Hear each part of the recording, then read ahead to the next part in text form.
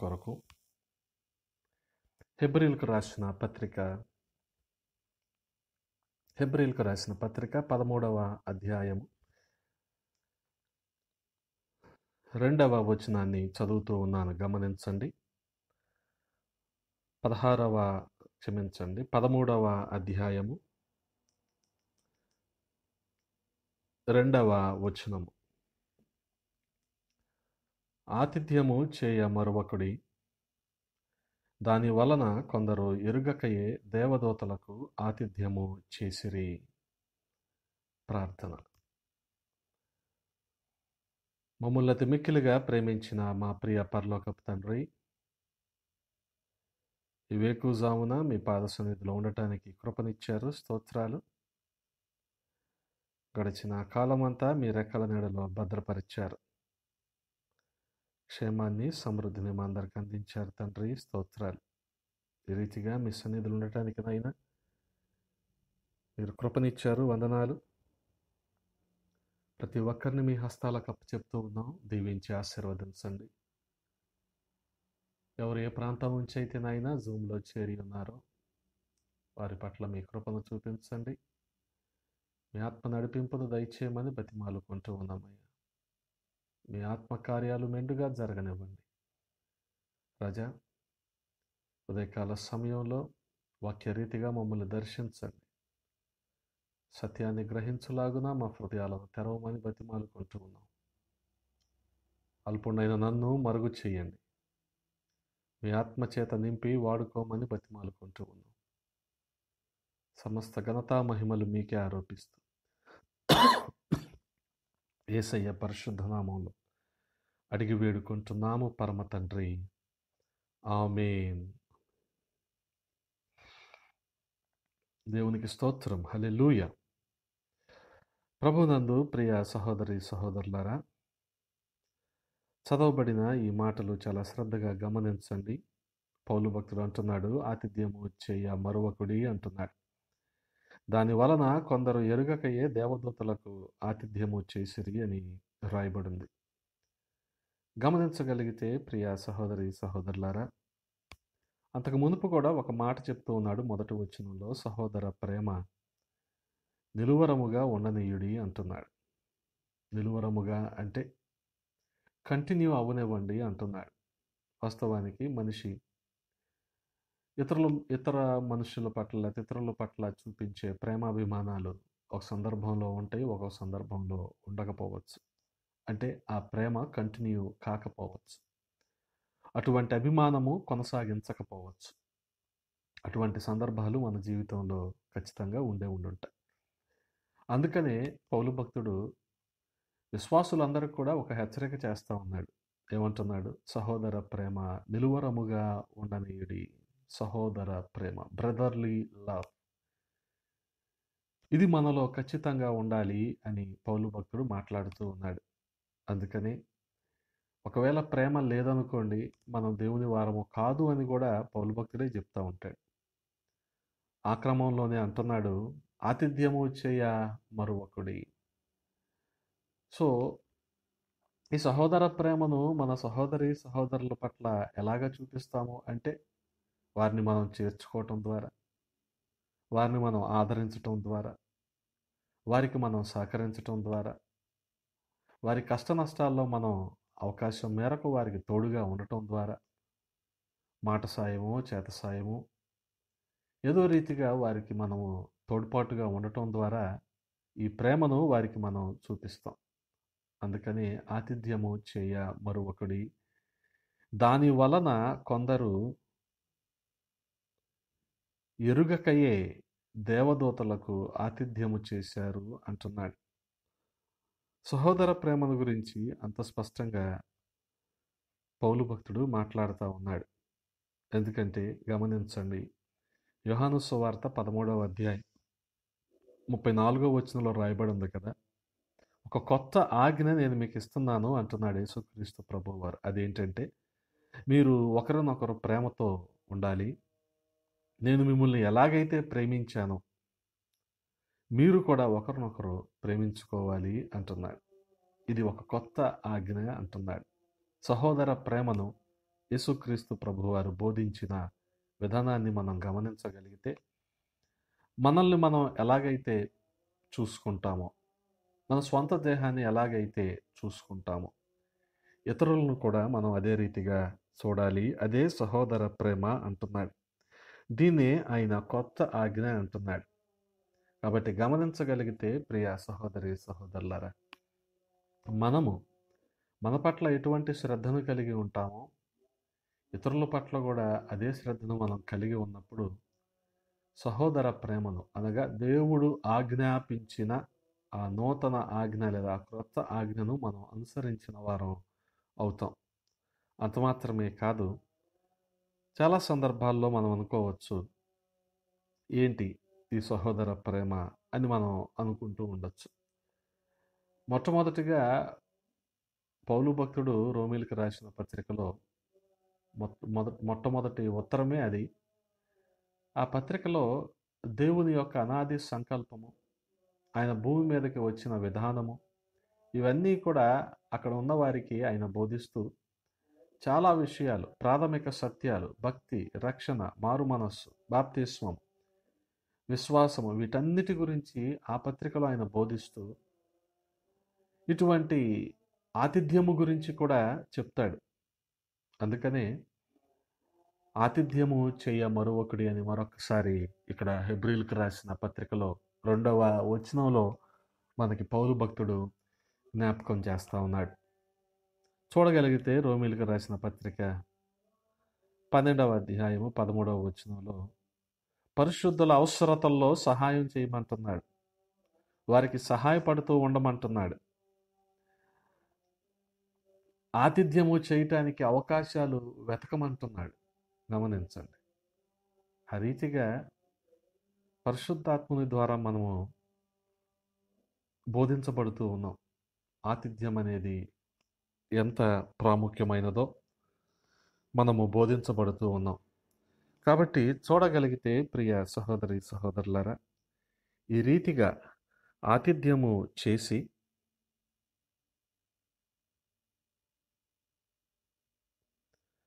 దేవుని కృపకు పాత్రులైన అనేక మందిని ఈ ఉదయకాల సమయంలో పరిశుద్ధాత్ముడు మనకు జ్ఞాపకం చేస్తూ ఉన్నాడు. చూడగలిగితే ఆతిథ్యము చేయటము అంటే వాస్తవానికి హెబ్రీలకు రాసిన పత్రికలో సహోదర ప్రేమల గురించి మాట్లాడుతున్నాడు. అలాగే రోమీలకు రాసిన పత్రికలో పరిశుద్ధుల అవసరతలలో సహాయపడటం అంటున్నాడు. ఈ రెండు విషయాలను చాలా స్పష్టంగా మనం అర్థం చేసుకోవటానికి ప్రయత్నించాలి. దేవుని కొరకు లేదా దేవుని సేవకుల కొరకు గృహాలు తెరిచిన వారు, ఆతిథ్యం ఇచ్చినవారు, ఆ రీతిగా చేసి లెక్కించలేని దీవెనలు ఎన్నో పొందుకున్నవారు పరిశుద్ధ గ్రంథంలో ఉన్నారు. వారిని గురించి మీకు జ్ఞాపకం చేయాలని ఆశపడుతూ ఉన్నారు. చూడగలిగితే ఆదికాండము 18వ అధ్యాయము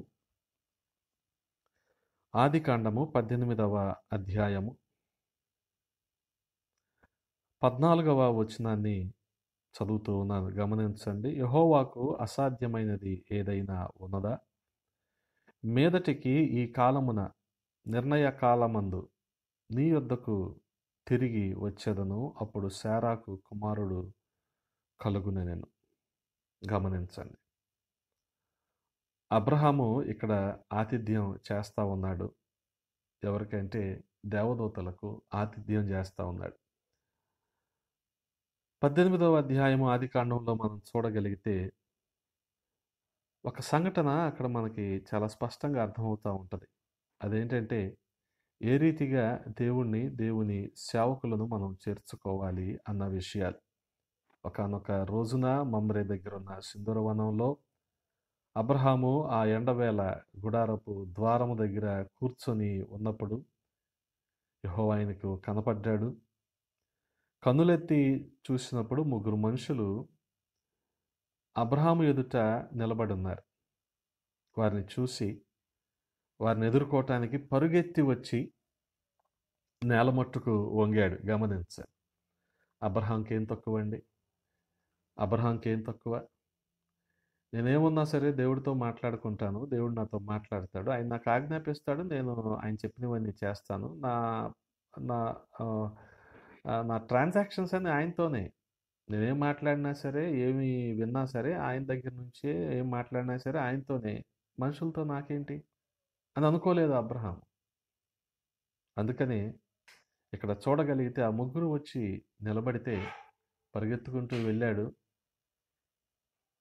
నేల మట్టుకు వంగి నమస్కారం చేసి, ప్రభువా నీ కటాక్షం నా మీద ఉంటే నీ దాసుని దాటిపోవద్దు అన్నాడు. వారికి నీళ్ళిచ్చాడు, కాళ్ళు కడుక్కోమన్నాడు, చెట్టు కింద అలసట తీర్చుకోమన్నాడు. కొంచెం ఆహారం తీసుకొస్తాను, మీరు కూడా కాస్త బలం తెచ్చుకోండి, ఆ తర్వాత మీరు వెళ్ళొచ్చు అన్నాడు. ఆ రీతిగా చూడగలిగితే త్వరగా వెళ్ళి ఆ 3 మానికలు మెత్తని పిండిని తీసుకొచ్చాడు. పిసికి రొట్టెలు చేయమని చెప్పాడు. అలాగే పశువుల మందకు ఆయనే పరిగెత్తుకొని వెళ్ళాడు. అంతేగాని దగ్గరున్న వారిని అబ్రహాంకి ఏం తక్కువ అని చెప్పానండి. చాలామంది పని వాళ్ళు ఉన్నారు. విస్తారమైన మరి సహాయకులు ఉండే ఉంటారు. వారిలో ఎవరికి చెప్పినా ఈ పని చేస్తారు. కానీ పరిగెత్తుకుంటా వెళ్ళి మంచి లేత దూడను తెచ్చి అక్కడ సిద్ధపరిచి వారికి మరి వెన్న, పాలు ఇవన్నీ కూడా తానే సిద్ధం చేయించి వారి ఎదుట వారికి భోజనం పెట్టించినట్లుగా మనం చూస్తూ ఉన్నాం. ఇటువంటి ఆతిథ్యం అంటే ఒక మాటలో చెప్పాలంటే ఆ మనుషులు వచ్చినప్పుడు దేవుని సేవకులుగా, దేవుని దూతలుగా వారిని అబ్రహాము చేర్చుకున్నాడు. చేర్చుకోవటం మాత్రమే కాదు, వారికి ఆతిథ్యము ఇవ్వటానికి ఒక రకంగా వణికిపోయాడంతే. వణికిపోయాడండి. వారికి ఏం పెట్టాలి? ఎలా చూసుకోవాలి? ఇంకా ఏమి ఇవ్వాలి? వారికి ఎటువంటి మర్యాదలు చేయాలి? ఈ విషయాలన్నీ కూడా దగ్గరుండి చూసుకున్నాడు. అందుకనే చూడగలిగితే అంటున్నాడు కదా 14వ వచనంలో, యెహోవాకు అసాధ్యమైన ఏదైనా ఉన్నదా? మీదటికి కాలమున నిర్ణయ కాలమందు నీ యొద్దకు తిరిగి వచ్చేదను, అప్పుడు శారాకు కుమారుడు కలుగుననెను. గమనించండి, ఆయన చేయగలిగింది సమస్తము ఆయన చేయగలడు. ఆయన చేయలేనిదంటూ ఏదీ కూడా లేదు. ఆ రీతిగా ప్రియ సహోదరి సహోదరులారా, అబ్రహాము దేవుని సేవకులను చేర్చుకున్నాడు. ఆ రీతిగా కుమారుణ్ణి పొందుకున్నాడు. కంటికి కనబడే మనిషి రూపంలో దేవుడు వస్తే ఎదురు వెళ్ళి సాగిలపడి రమ్మని పిలిచి కంటికి రెప్పలాగా చూసుకున్నాడు. వాళ్ళేమన్నారు, వెళ్తూ వెళ్తూ వచ్చే సంవత్సరము నీకు కొడుకు పుడతాడు అన్నాడు. అలాగే ఇస్సాకు పుట్టాడు. హల్లెలూయా. ఆతిథ్యము చేశాడు, తన అవసరతను తను పొందుకున్నాడు. చాలా సందర్భాల్లో మేము దేవుణ్ణి ప్రేమిస్తున్నాము అని చెప్పి విశ్వాసులమైన మనమే తోటి మనిషిని ప్రేమించలేని పరిస్థితుల్లో ఉంటాం. ఇది ఏమాత్రం కూడా మన విశ్వాస జీవితానికి మంచిది కాదు. కంటికి కనిపించే తోటి విశ్వాసినే నువ్వు ప్రేమించలేనప్పుడు నువ్వు దేవుణ్ణి ఎలాగ ప్రేమిస్తావు? గమనించండి. అందుకని ఆ రీతిగా అబ్రహాము దేవుణ్ణి చేర్చుకున్నాడు. దేవునికి తలుపులు తెరిచాడు.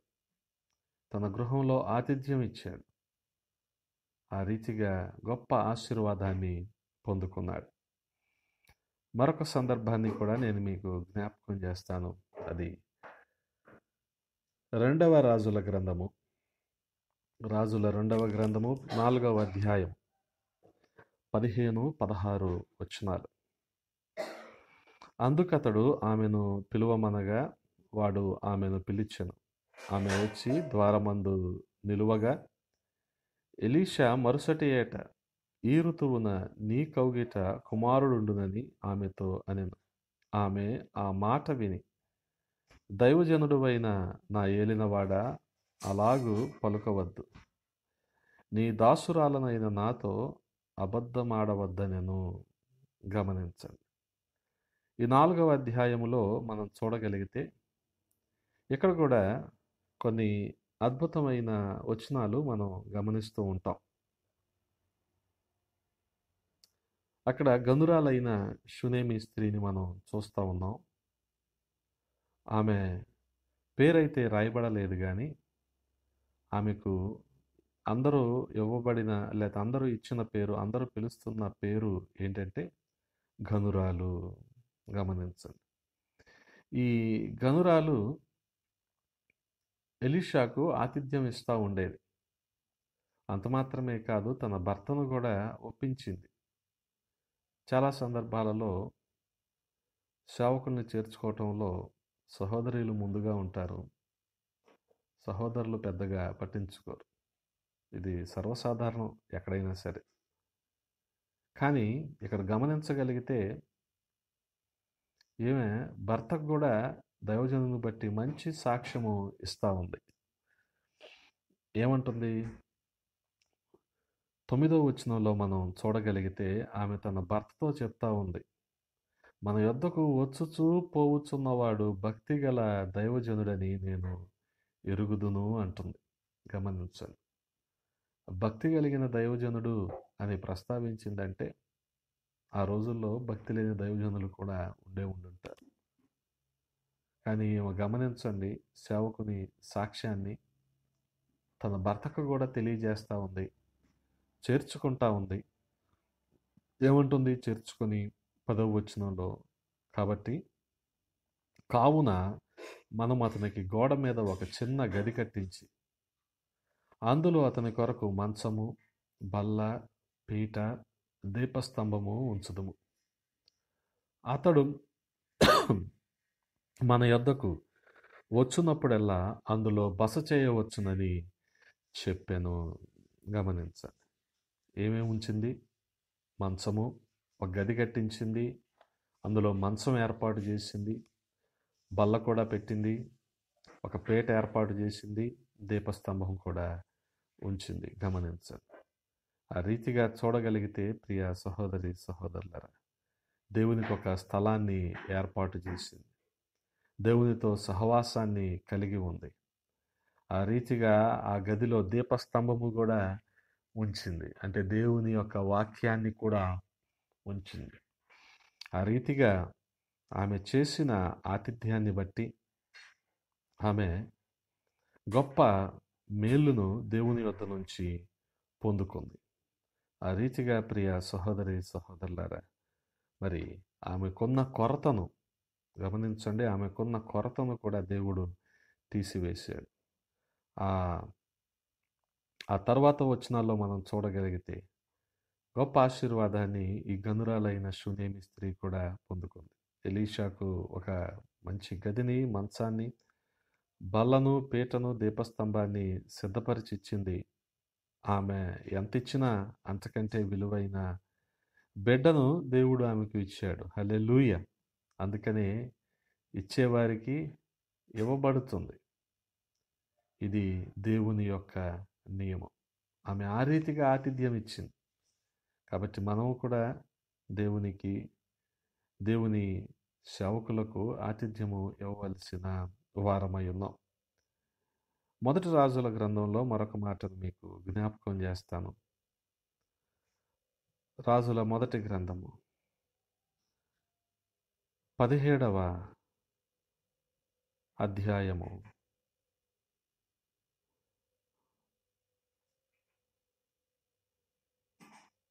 13వ వచనం. అప్పుడు ఏలియా ఆమెతో ఇట్లనెను, భయపడవద్దు, పోయి నీవు చెప్పినట్లు చేయుము. అయితే అందులో నాకు ఒక చిన్న అప్పము మొదట చేసి నా యొద్దకు తీసుకొని రమ్ము. తరువాత నీకును నీ బిడ్డకును అప్పములు చేసుకునుము. ఆ తర్వాత 14వ వచనంలో చదువుదాం. భూమి మీద యెహోవా వర్షము కురిపించు వరకు ఆ తొట్టిలో ఉన్న పిండి తక్కువ కాదు, బుడ్డెలో నూనె అయిపోదని అక్కడ రాయబడి ఉంది. హల్లెలూయా. ఆ తర్వాత 15వ వచనంలో గమనించండి. అంతటా ఆమె వెళ్ళి ఏలియా చెప్పిన మాట చొప్పున చేయగా అతడును ఆమె ఇంటివారు అనేక దినములు భోజనము చేయుచు వచ్చారు. 16వ వచనంలో కూడా యెహోవా ఏలియా ద్వారా సెలవిచ్చిన ప్రకారము తొట్టిలో ఉన్న పిండి తక్కువ కాలేదు, బుడ్డిలో ఉన్న నూనె అయిపోలేదు. ఆ రీతిగా ప్రియ సహోదరి సహోదరులారా, సారేపతు ఊరిలో ఉన్న విధవరాలు, దేవుడు ఆమెను ఆ రీతిగా పోషిస్తూ వచ్చాడు. వాస్తవానికి ఆమె ప్రవక్త దగ్గరికి అనగా ఏలియా దగ్గరికి వచ్చి ఏలియా దగ్గర ప్రార్థనా సహాయాన్ని కోరినప్పుడు చూడగలిగితే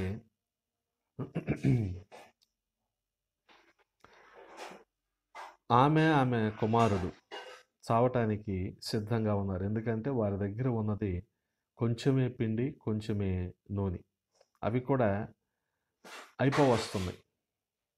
ఇక్కడ తీరా చూస్తేనేమో ఏలియా వారి దగ్గరికి వచ్చాడు. ఆమెను అడిగాడు, ఏమని, తాగటానికి ఏమైనా నీళ్లున్నాయా అని.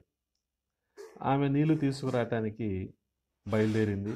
నీళ్లు తెస్తూ ఉండగానే నాకు ఒక రొట్టె ముక్క కూడా తీసుకురామ్మా అన్నాడు.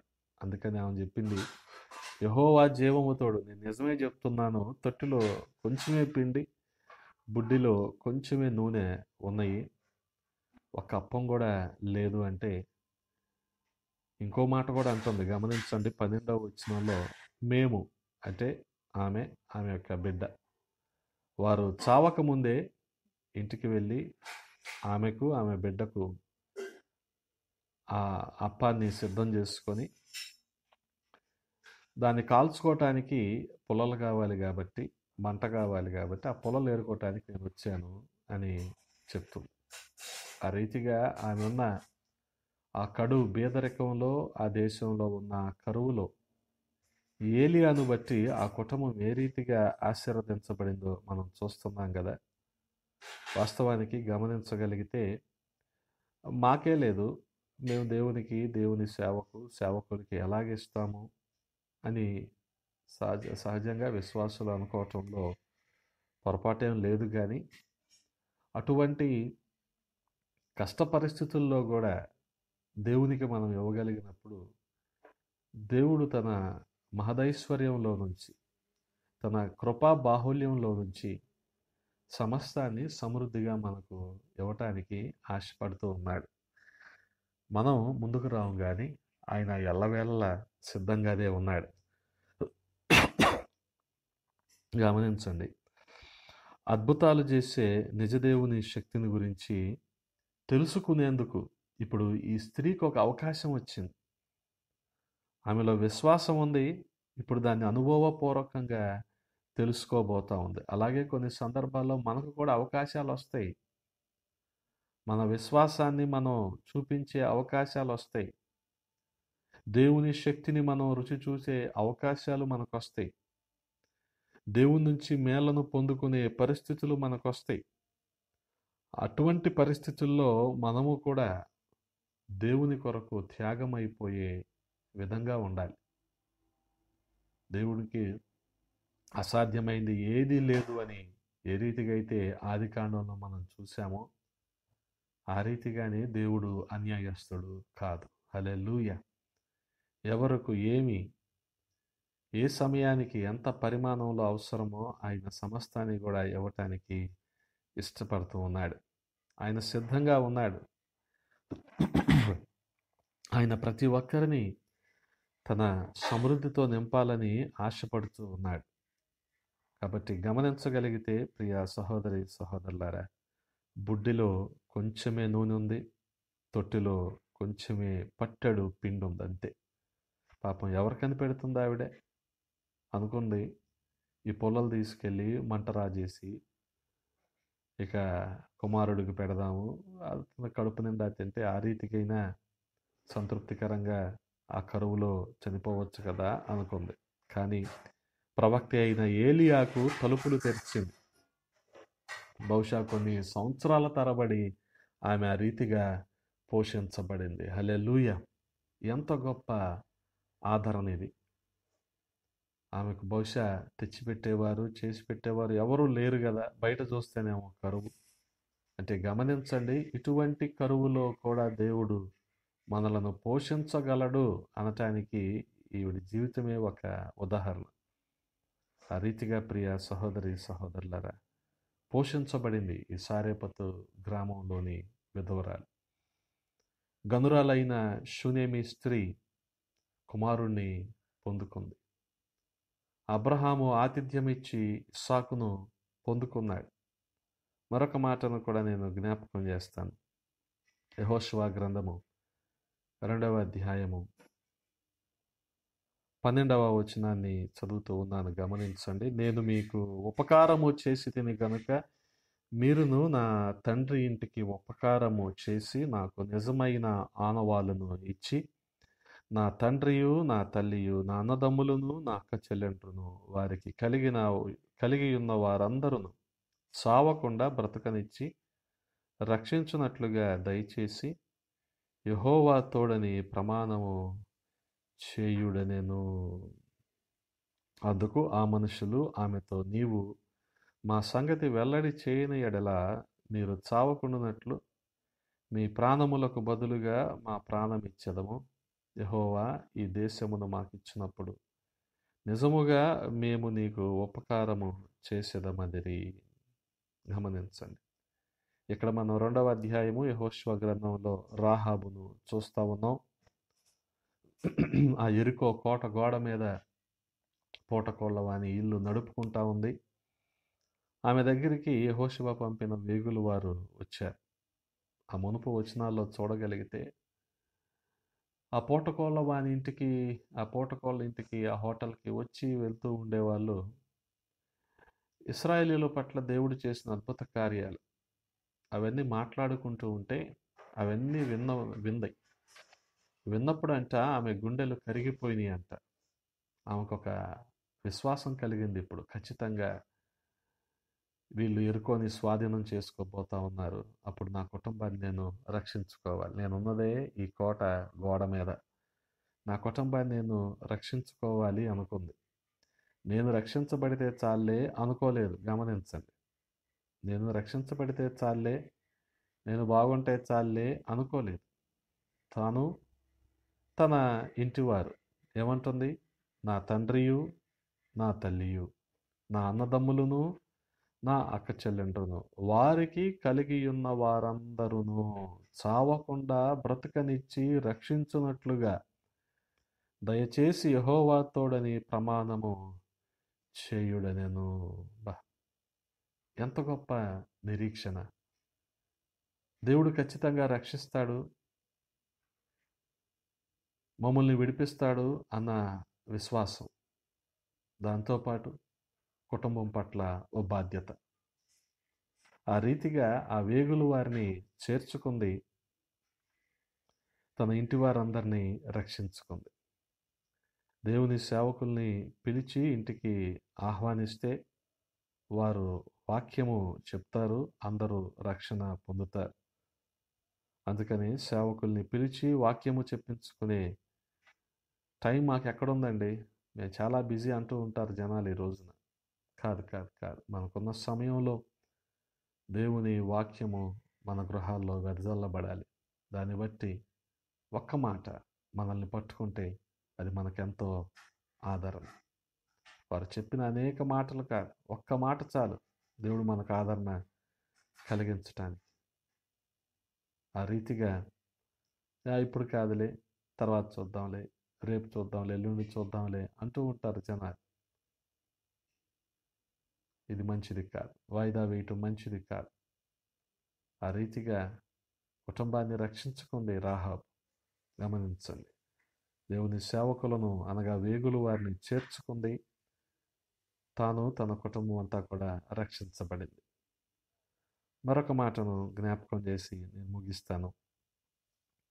అపోస్తుల కార్యముల గ్రంథము 16వ అధ్యాయము 14వ వచనము. అప్పుడు లూదియా అను దైవభక్తి గల యొక్క స్త్రీ వినుచుండెను. ఆమె ఓదారంగు పొడిని అమ్ము తొయతైరా పట్టణస్థురాలు. ప్రభువు ఆమె హృదయము తెరచెను గనుక పౌలు చెప్పిన మాటల యందు లక్ష్యముంచెను. 15వ వచనం కూడా, ఆమెయు ఆమె ఇంటివారును బాప్తిస్మం పొందినప్పుడు ఆమె, నేను ప్రభువునందు విశ్వాసము గలదానినని మీరు ఎంచితే నా ఇంటికి వచ్చి యుండుడని వేడుకొని మమ్మును బలవంతము చేసెను. గమనించండి ప్రియ సహోదరి సహోదరులారా, ఈ 16వ అధ్యాయంలో మనం చూడగలిగితే పౌలు యొక్క మిషనరీ ప్రయాణంలో కొన్ని ఆటంకాలను మనం చూస్తూ ఉంటాం. దేవుడు ఆసియాలో ఏ రాష్ట్రంలో పౌలు ప్రవేశించకుండా వారిని ఆపాడో, అదే ప్రాంతంలో లూదియా సొంత ఊరైన తొయితైరా ఉంది. ఆ తొయితైరా పట్టణస్థురాలు లూదియా. ఇప్పుడు వచ్చి అయితే వ్యాపార రీత్యా ఫిలిప్పు పట్టణంలో వ్యాపారం చేసుకుంటా ఉంది. ఒకవేళ లూదియా తొయితైరాలోని యూదుల ద్వారా నిజ దేవుని గురించి విని ఆయనను ఆరాధిస్తూ, లేకపోతే ఆయన గురించి కొంత అవగాహన ఉండి ఉండొచ్చు ఒకప్పుడు. ఇప్పుడు దేవుడు ఈమెకొక అవకాశాన్ని ఇచ్చాడు. అదేంటంటే నేరుగా పౌలు భక్తుని ద్వారా సువార్తను వినే అవకాశం ఇచ్చాడు.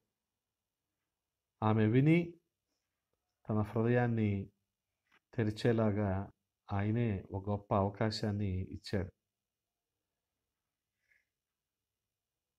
దేవుని మీద ఎవరైతే విశ్వాసం ఉంచుతారో, విశ్వాసం ఉంచిన ప్రతి ఒక్కరికి కూడా దేవుడు ఈ రీతిగానే మార్గాలు సరళం చేస్తూ ఉంటాడు.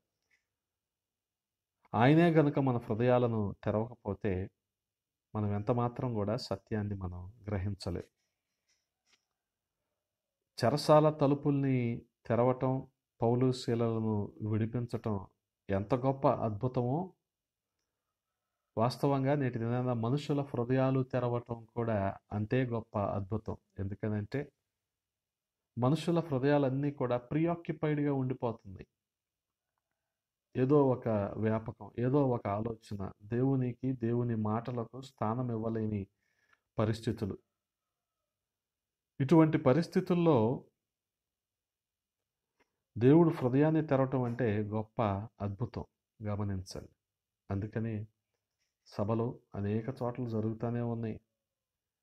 కానీ హృదయం తెరవబడి హృదయాన్ని ప్రభువుకి ఇచ్చేవారు చాలా కొద్ది మందిని మనం చూస్తూ ఉంటాం. ఎందుకనంటే వాళ్ళ అపవాది ఏదో ఒక అభద్రతా భావాన్ని, అవిశ్వాసాన్ని పెట్టేస్తాడు. విన్నంత మాత్రాన రక్షింపబడాలా ఏంటి? ప్రార్థనకి వెళ్ళినంత మాత్రాన బాప్తిసం తీసుకోవాలా ఏంటి? మనసులో ఉంటే చాలే. ఇన్ని రకాలుగా అపవాది తప్పుదోవ పట్టిస్తూ ఉంటాడు విశ్వాసులు. అందుకని చాలామంది హృదయాలు తెరుచుకో, ప్రభు అవకాశం ఇచ్చినా సరే వాళ్ళ హృదయాలు కఠినంగా ఉండిపోతూ ఉంటాయి. కానీ ఇక్కడ చూడగలిగితే లూదియా మంచి స్థితిమంతురాలే, ఓదారంగా అమ్ముకుంటుంది. ఆ రోజుల్లో మంచి వ్యాపారం అది. అటువంటి పరిస్థితుల్లో ఉన్నా సరే, ఆ పరిస్థితుల్లో ఆమె ప్రభువు కొరకు తన హృదయాన్ని తెరిచింది. గమనించండి, లూదియా హృదయం తెరవబడింది. పౌలు శిలలకు ఇంటి తలుపులు తెరిచింది. అంతే. ఆమె ఐరోపా ఖండానికి ఒక ఆధ్యాత్మిక దీపం అయిపోయింది అనుకోవచ్చు. ఈ ఒక్కటే ఏం చేస్తుంది అనుకోవచ్చు. చేసింది కదా.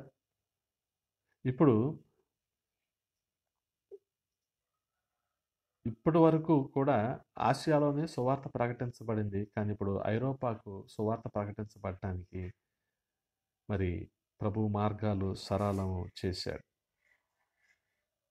మనం అనుకోవచ్చు, మనం ఒక్కలమే ఏం చేస్తాము అని మనం అనుకోవచ్చు. మన ఒక్కరిని బట్టి ప్రభు కుటుంబాన్ని అంతటిని కూడా వెలుగులోనికి తీసుకొని వస్తాడు. అందుకని గమనించండి ప్రియ సహోదరి సహోదరులారా, సేవకులు మీ ఇంట్లో అడుగు పెట్టడం మీకు గొప్ప ఆశీర్వాదకరం. వారితో సహవాసం చేయటం మరింత ఆశీర్వాదకరం. వారి యథార్థతలో పాలు పొందటం చెప్పలేనంత దీవెన. కాబట్టి ఒక తీర్మానం చేసుకుందాం, సేవకు సహకరించే వారంగా ఉందాం. అందుకని అంటున్నాడుగా పౌలు భక్తుడు, ఆతిథ్యము చెయ్య మరవద్దు అంటున్నాడు. మర్చిపోవద్దు. ఎందుకనంటే కొంతమంది వారికి తెలియకుండానే దేవదూతలకు ఆతిథ్యము చేశారంట. అటువంటి అనుభవంలోనికి మనందరం కూడా వెళ్ళాలని దేవుడి ఉదయకాల సమయంలో మనతో మాట్లాడుతూ ఉన్నాడు. విన్న మాటలను బట్టి చిన్న ప్రార్థన చేసుకుందాం.